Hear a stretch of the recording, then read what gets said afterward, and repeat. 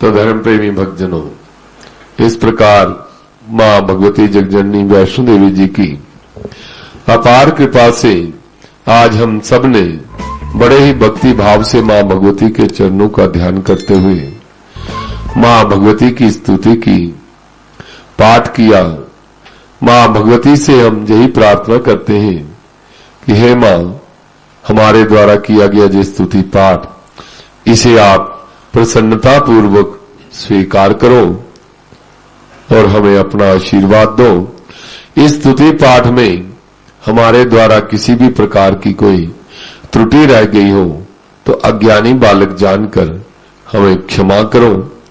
इस प्रकार का मन में भाव करते हुए सभी भक्तजन मां भगवती के चरणों का ध्यान करते हुए हृदय से ओंकार शब्द का 3 बार उच्चारण करेंगे।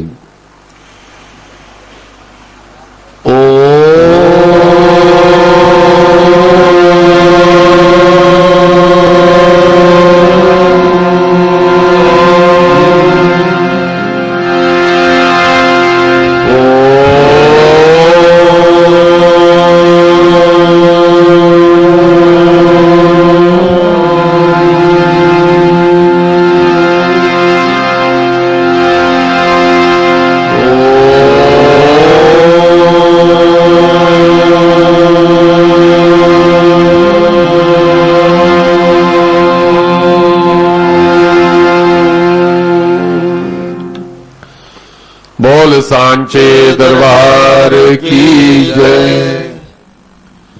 तो धर्म प्रेमी भक्तजनों, इस समय मां भगवती जगजननी वैष्णो देवी जी की आरती की वेला है। इस दिव्य गुफा के अंदर मां भगवती जगजननी 3 प्राकृतिक दिव्य पिंडियों के रूप में विराजमान है।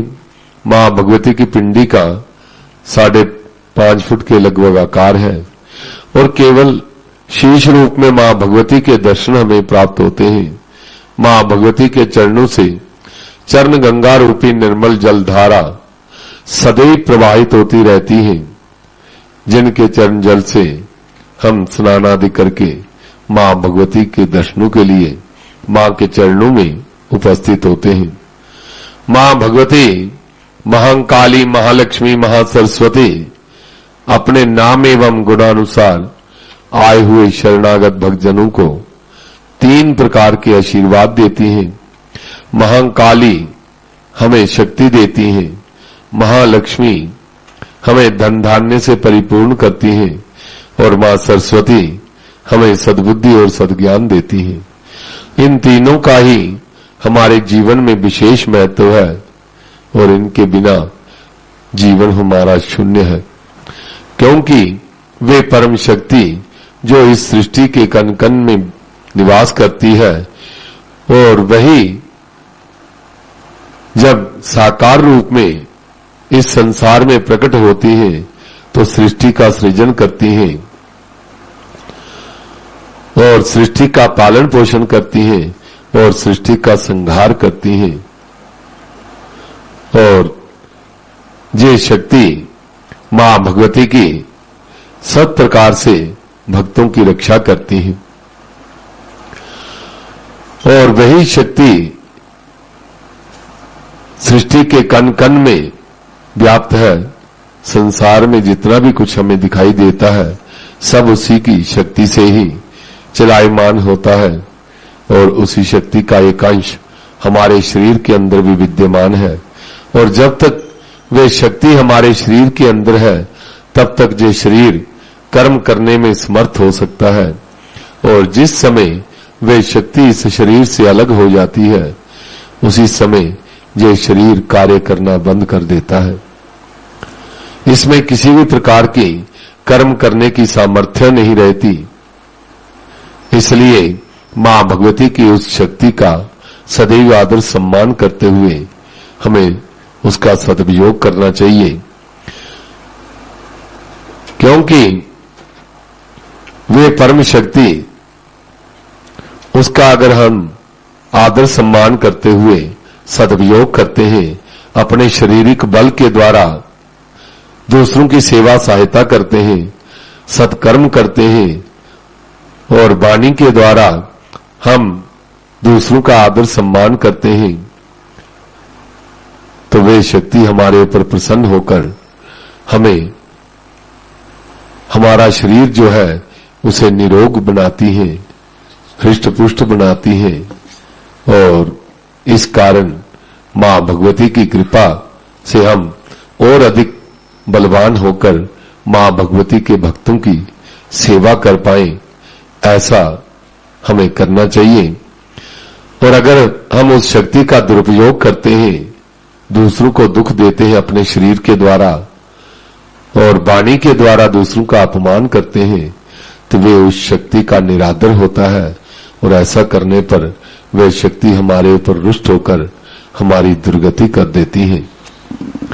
इसलिए सदैव मां भगवती की उस शक्ति का आदर सम्मान करते हुए उसका सदुपयोग करना चाहिए।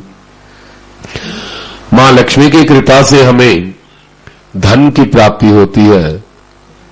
जितनी भी संसार में सुख सुविधाएं हैं वे सारी ही मां लक्ष्मी की कृपा से ही प्राप्त हो सकती हैं। और मां भगवती से उसकी कृपा से प्राप्त धन रूपी प्रसाद जो है उसका भी आदर सम्मान करना चाहिए। धन का कभी निरादर नहीं करना चाहिए। निरादर हम तब करते हैं जब अपने धन को हम बुरे कर्मों में लगाते हैं, जब दूसरों को दुख देने के लिए अपने धन का उपयोग करते हैं, तो ऐसा करने से वे महालक्ष्मी की कृपा हमारे ऊपर नहीं होती और हमारा जीवन जो है कई प्रकार की समस्याओं से घिर जाता है। तो जब हम उस धन का सदुपयोग करते हुए उसके द्वारा सत्कर्म करते हैं, दान पुण्य करते हैं, यज्ञ आदि करते हैं, परिवार का पालन पोषण करते हैं, तीर्थ यात्राएं करते हैं और उस धन के द्वारा हम संसार में समाज के कल्याण के लिए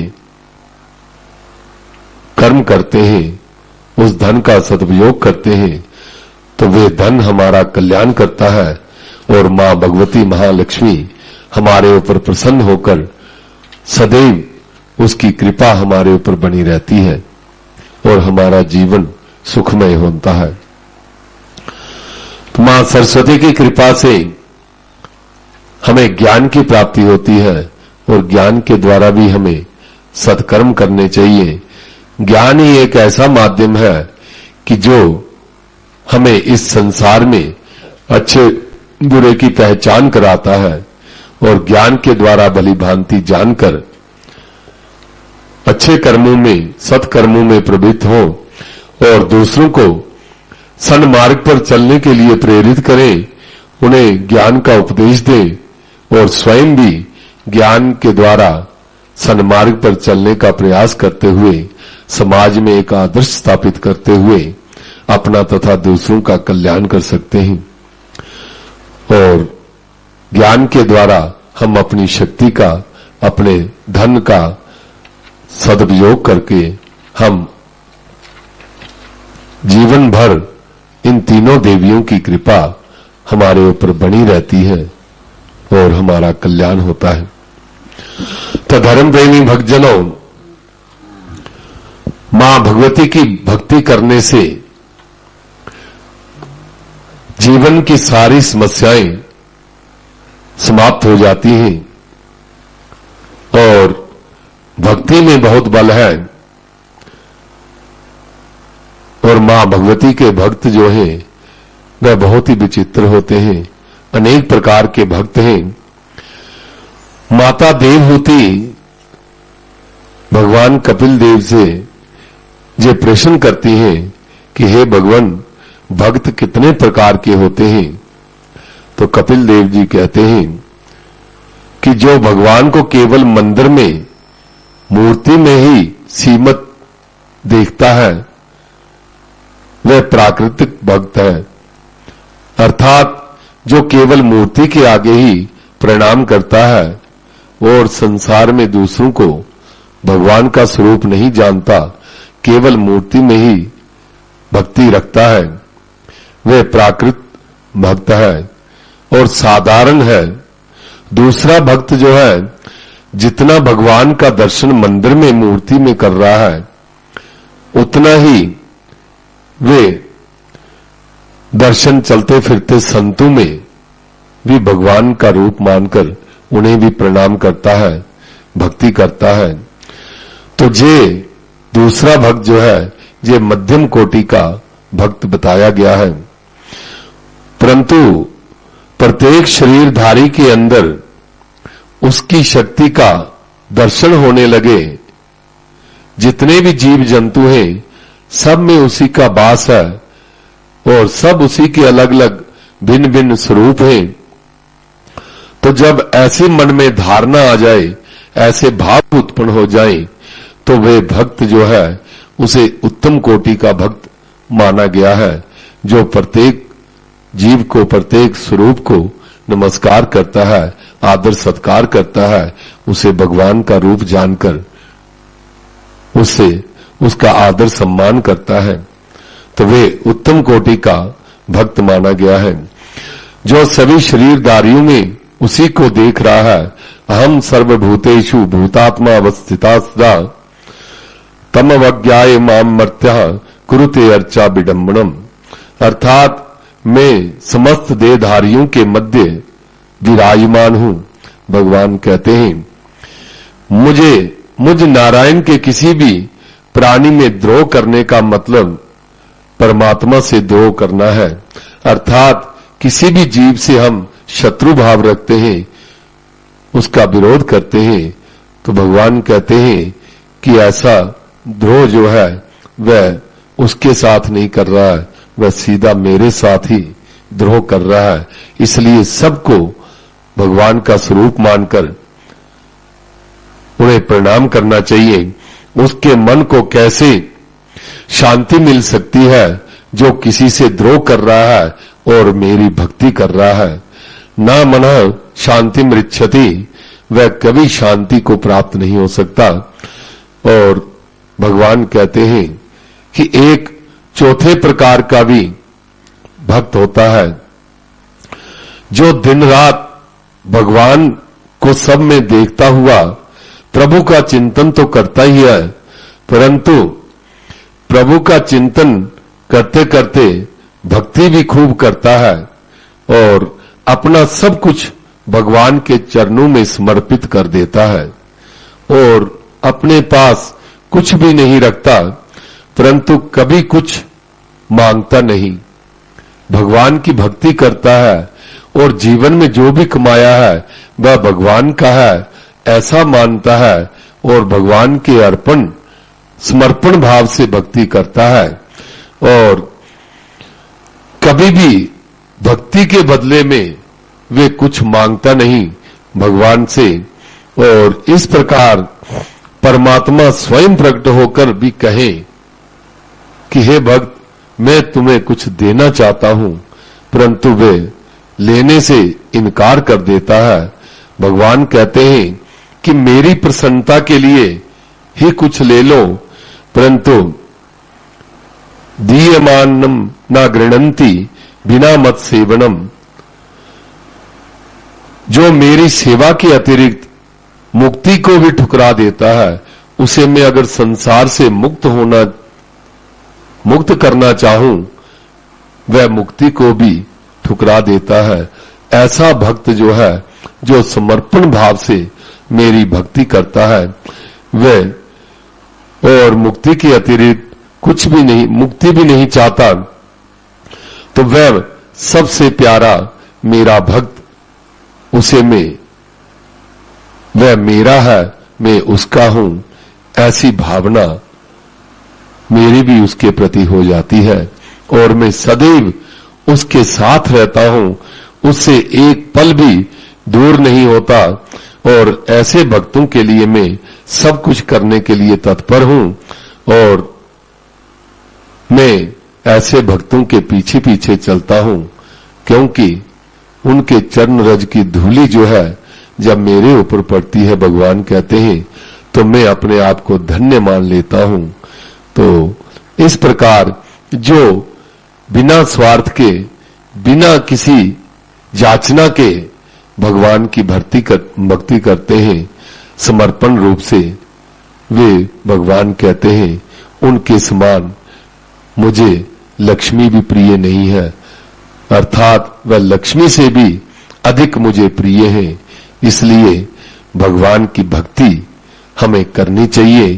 किस प्रकार करनी चाहिए कि जो आज भक्ति है कल हम उससे भी अधिक भक्ति करें और हमारी भक्ति भगवान में दृढ़ होती रहे और संसार धीरे धीरे छूटकर केवल मैं और वह भगवान है, मैं उसका हूं, वे मेरे हैं, इस भावना तक जब पहुंच जाता है व्यक्ति, तो भगवान कहते हैं उसमें और मुझ में कोई अंतर नहीं रहता और अंत में इस संसार से जब विदा होता है वह मेरे ही स्वरूप में विलीन हो जाता है, उसे मैं अपने से अलग कभी नहीं करता। इसलिए भगवान की भक्ति जितनी हो, इस संसार के दुखों से छूटने का एकमात्र उपाय भगवान की भक्ति है और उसी के द्वारा हम सांसारिक विषय भोगों से निवृत्त हो सकते हैं। जो हमारे मन में अहंकार इत्यादि काम क्रोध लोभ मोह अहंकार जिनके वशीभूत होकर हम अनेक प्रकार के संसार में अच्छे बुरे कर्म कर रहे हैं, इन सब कर्मों से ऊपर उठकर जब हम भगवान के आगे समर्पण कर देते हैं तो इससे बड़ा और कोई भक्त नहीं हो सकता। तो इस प्रकार की भक्ति जो है सबसे उत्तम भक्ति मानी गई है। तो इस प्रकार भक्ति करते हुए हम अपना कल्याण कर सकते हैं। बोल सांचे दरबार की जय। तो मां भगवती के चरणों में भजनों की बेला है और भजनों के द्वारा हम मां भगवती की स्तुति करेंगे और सभी भजनों में साथ देंगे। तो मैं निवेदन कर रहा हूं श्री जयपाल जी से